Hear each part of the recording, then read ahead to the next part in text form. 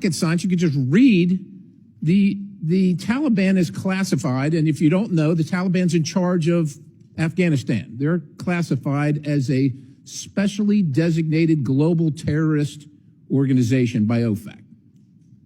So post-2021, so this is last year, 2024, we spent $697 million of the taxpayers' dollars in Afghanistan, including $534,719,000 in change from USAID in Afghanistan. Afghanistan is ruled by folks named Sarajuddin Haqqani. The Haqqani network mean anything to anybody in the room? How about Abdullah bin Laden? Who gets some of that money? Does that name ring a bell to anybody in the room? Your money, $697 million annually, plus the shipments of cash funds madrasas, ISIS, Al-Qaeda, Boko Haram, ISIS Khorasan, terrorist training camps. That's what it's funding.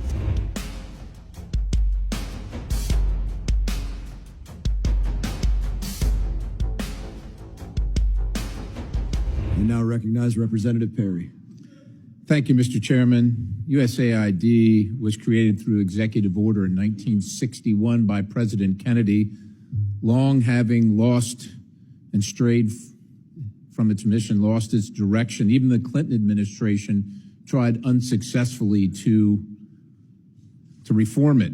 And we spend, I don't know, somewhere between $40 and $50 billion annually on this organization. And with the things that you hear, well, many of us, probably most of us in the room, agree with projecting America's power for the good of all the world around the globe. Quite honestly, if our enemies were asked to design a foreign aid program that would actively undermine the United States of America at maximum cost to the taxpayer, they would be hard-pressed to create a scheme more effective than USAID. That's shocking to say, but I just, it's, look, let's just go to a couple things here. We left Afghanistan, and I'll characterize it as left in August of 2021. August of 2021.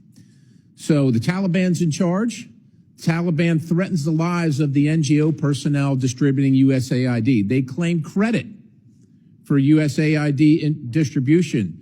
They interfere with the distribution of USAID aid. They tax the beneficiary of the aid. They tax the delivery service. They steal the food commodities. They divert the funds. They extort citizens for protection for USAID aid. They create sham procurement schemes, and they threaten the lives of those who oppose those schemes. Now, that all occurred before August of 2021, when we were there. Now, you know, you don't have to be a rocket scientist. You could just read the Taliban is classified, and if you don't know, the Taliban's in charge of Afghanistan. They're classified as a specially designated global terrorist organization by OFAC.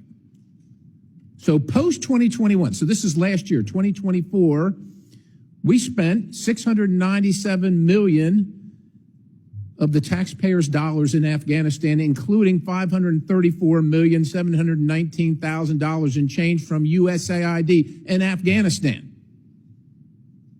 I don't know what we think we're going to change in Afghanistan. We lost 22,000, lost or wounded 22,500 Americans in Afghanistan over the course of our term there in the war, spending over $2 trillion. We're just going to keep on spending because somehow we think it's going to get better. And if you're wondering who's in charge of Afghanistan getting the money, and that money I just mentioned, the $697 million is on top of, and is in addition to the weekly to every 10-day shipments in cash of $40 to $80 million. Afghanistan is ruled by folks named Sarajuddin Haqqani. The Haqqani network mean anything to anybody in the room? How about Abdullah bin Laden? Who gets some of that money? Does that name ring a bell to anybody in the room? Because your money, $697 million annually, plus The shipments of cash funds madrasas, ISIS, Al-Qaeda, Boko Haram, ISIS Khorasan, terrorist training camps. That's what it's funding. If you think that the program under Operation Enduring Sentinel entitled Women's Scholarship Endowment, which receives $60 million annually, or the Young Women Lead, which gets about $5 million annually, is going to women who, by the way, if you read the Inspector General's report, is telling you that the Taliban does not allow women to speak in public. Yet somehow you're believing, and American people are supposed to believe, that this money is going for the betterment of the women in Afghanistan. It is not. You are funding terrorism, and it's coming through USAID. And it's not just Afghanistan, because Pakistan's right next door. USAID spent $840 million in the last 20 years on Pakistan's education-related program. It includes $136 million to build 120 schools, of which there is zero evidence that any of them were built. Why would there be any evidence? The Inspector General can't get in to see them. But you know what? We doubled down and spent $20 million from USAID to create educational television programs for children unable to attend the physical school. Yeah, they can't attend it because it doesn't exist. You paid for it. Somebody else got the money. You are paying for terrorism. This has got to end. I yield, Mr. Chairman. Thank you, Mr. Perry. In addition, we don't even have an embassy in Afghanistan. Chair now recognizes the representative from California, Mr. Barra. Thank you, Mr. Chairman. I want to start off by, I know a lot of USAID workers, former workers, alumni are watching this hearing. I want to thank them for their work. They're patriotic Americans. They're out there, they're doing God's work, helping save lives and everything else. And I'm sorry that you guys are caught up in this. So I want to appreciate this on behalf of the United States of America. You guys are patriotic Americans. I've visited with a lot of these folks. I travel a lot, gone into refugee camps, and have seen what they do in terms of life-saving stuff. And again, it's super important work that they do. It represents the best of American values, and it is really sad to see these folks get thrown under the bus. When we talk about stronger, better, more prosperous, I think we're all in favor of that. We're all in favor of working together. Mr. Chairman, Congressman Yoho's my classmate, and he may have been more conservative than you when he got to Congress. Ted, you and I traveled, I think, on your first trip abroad. We went out and saw some of these USAID projects. I watched you over time, become the champion of the BUILD Act, the champion of reforms, and we've continued to stay in touch. Now, what saddens me about this whole approach, now I'm not going to talk about Elon Musk. I'm not surprised by how he's approaching things, but this isn't Twitter. I don't want a 21-year-old tech bro going through deciding which programs we should continue and not continue. Mr. Chairman, I want us to work and do that work. We can go line by line, or we could hire Mr. Yoho to go through line by line and say, hey, here's the programs that make sense, here's the ones that don't. But that's our job. That's what we're supposed to be doing. That's our oversight. I don't want that 21-year-old tech bro, probably has never traveled anywhere, has no passport, doing our job. Let's do this work together. And I'm not here to defend every USAID program, but I do believe it serves a really important purpose for our values. We've read Heritage Foundation reports. I worry about what's happening in the Pacific Islands. They put out a good report. We've met with them. We're ceding our influence there. We're already seeing China step in and take things over. We're watching in Cambodia and Southeast Asia, programs that are good programs like demining. China stepped in, it's front page news. Let's not shut everything down. Let's make necessary reforms.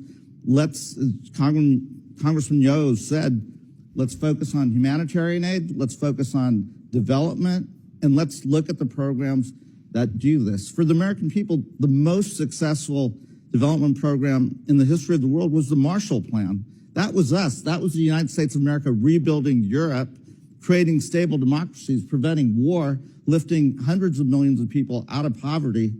That was us. We can do this, and we can do it better and smarter and not betray our values as Americans. But we should do this. This is Congress's job. It's not someone else's job. And I'm willing to work with you to figure out what programs make sense. Let's write a foreign aid authorization bill. But let's do it in a smart way. Let's get former administrators in here. Let's us do the work, Democrats and Republicans, to rebuild a better, stronger, more prosperous USAID. Congressman, we're friends, and we've stayed in touch over the years. I appreciate the BUILD Act. That was bipartisan, and your leadership there. I am a little bit worried because I've heard President Trump talk about creating a sovereign wealth fund, perhaps making that DFC's mission. Will you actually talk about the difference between DFC and sovereign wealth fund? What I see is the DFC was designed for a specific purpose when we put it together. We wanted to move countries from aid to trade. That was our big thing. And I won't go into why I came up with that. We were on a Codell over in the DRC. And if they want to create a sovereign wealth fund, I think they should do that separately. And I think there was an executive order, in fact, to do that, which is good because if you put it in the DFC, it starts clouding the mission. Are we going to do development? Or are we going to do build the trust fund or the sovereign wealth fund? And you start clouding the mission and you get away from what I like to call purity of purpose. The DFC was for hardcore infrastructure projects that will bring in other investors in a region that needs those jobs and the opportunity so that we can wean them off foreign aid. Foreign aid by itself has not brought anybody into prosperity. But working together to build that infrastructure, to create that structure there, that brings in the opportunity, outside dollars, and then we create friendships and allies around the world. Great, increases thank you. trade. Mr. Chairman, I'm willing to work. Let's do the work here in Congress in this committee, and let's build a better, stronger, more prosperous And I commend USAID. you guys for saying that. Could I just add something, if I could? Gentleman's time has expired.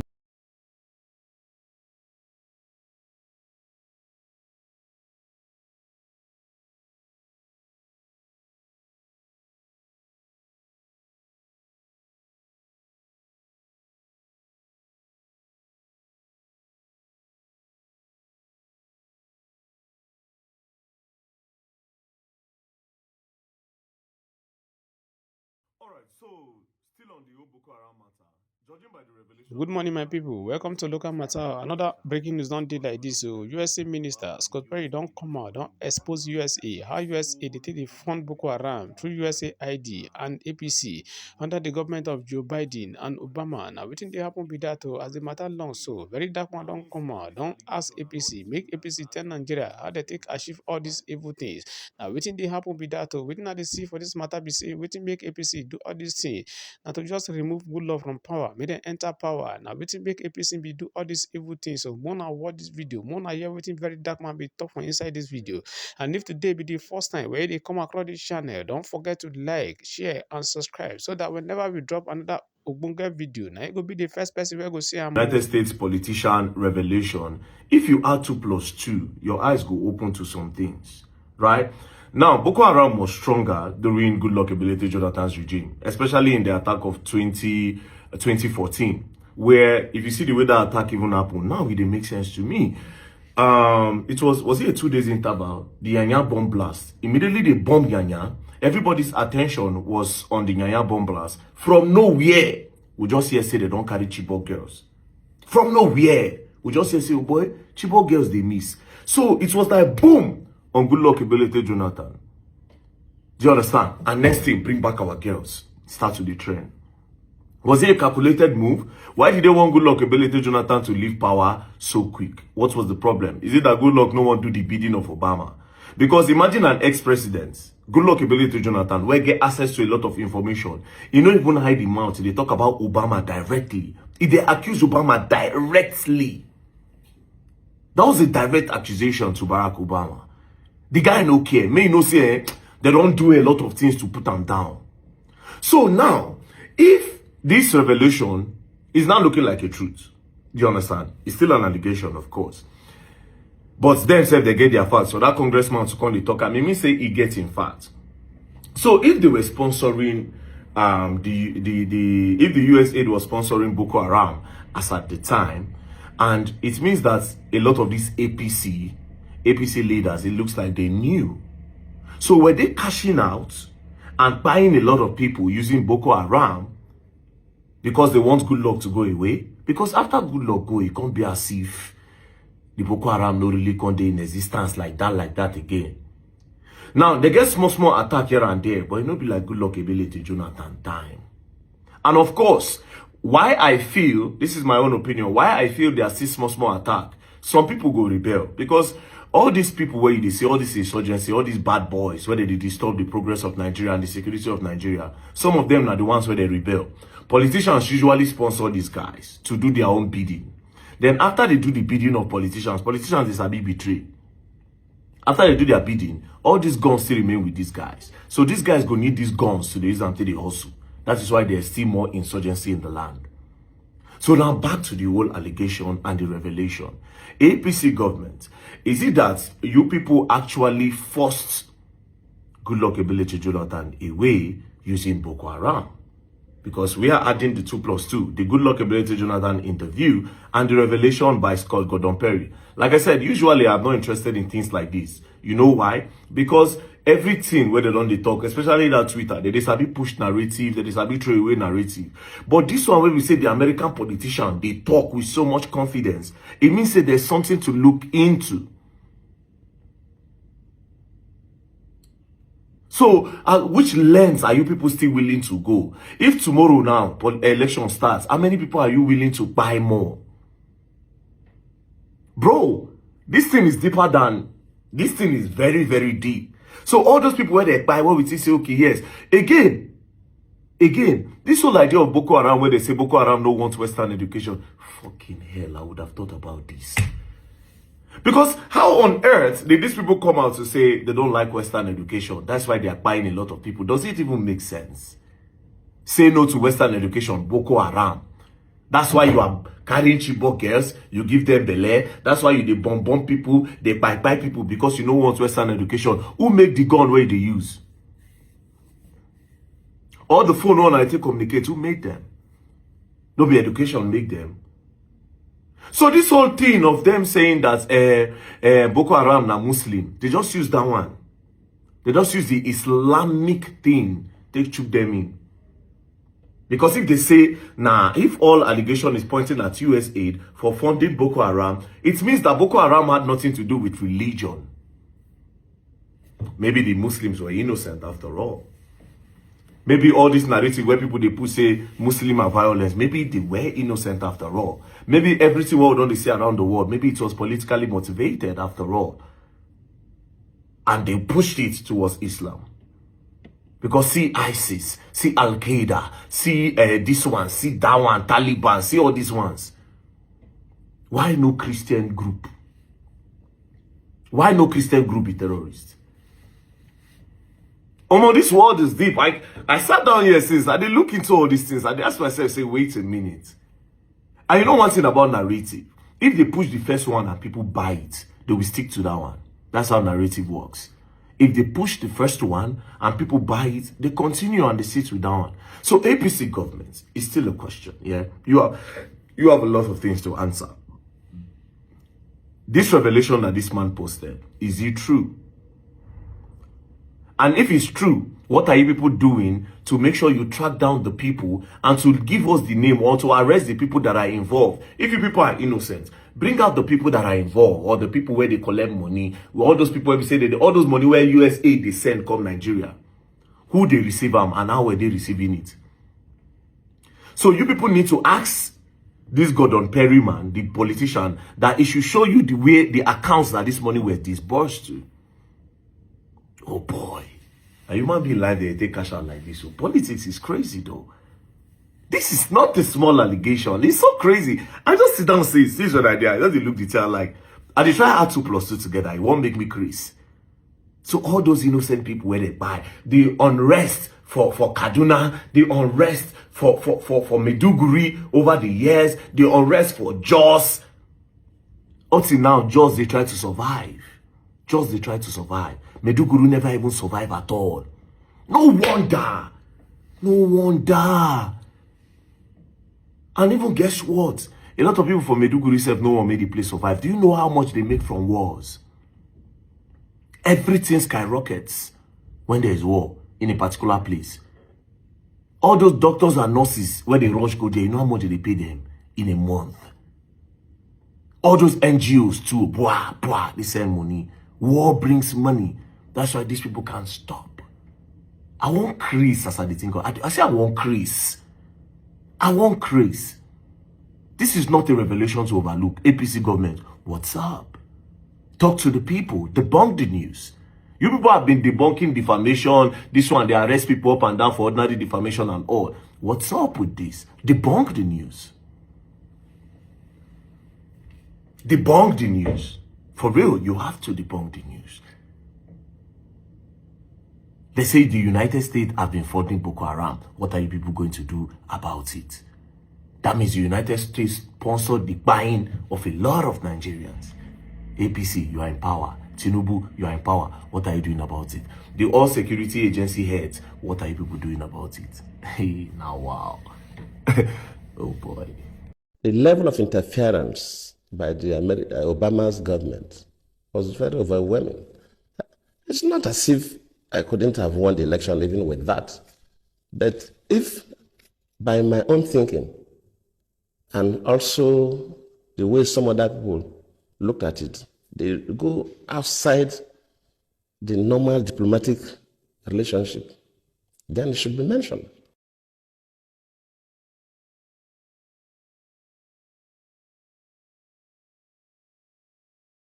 Sending that person to Nigeria at the eve of election, after Obama even issued a statement directing Nigerians to vote for the next chapter, that tells you something. And we should not sweep these things under the carpet.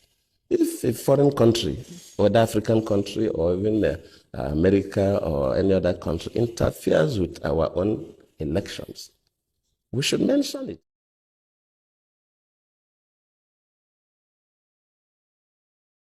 Immediately the Chibok issue came up, we expect Nigerians to be concerned. How do we get these girls out? Within a couple of days, we saw people going to the U.S. would bring back our girls' placards. How? Why? And of course, the Mrs. Obama received one of those placards. I cannot take responsibility for the abduction. I don't control Boko Haram. They are criminals. But as a president, of course, you know, it's not the president that go to the field. You have security and intelligence officers that do the work. Let me admit that, yes, maybe they do their best, but their best was not good enough for us to recover the girls. That does not mean that I'm trying to remove myself from any blame. Yes, I may not be blamed for the action, but I could be blamed that my security and intelligence system were not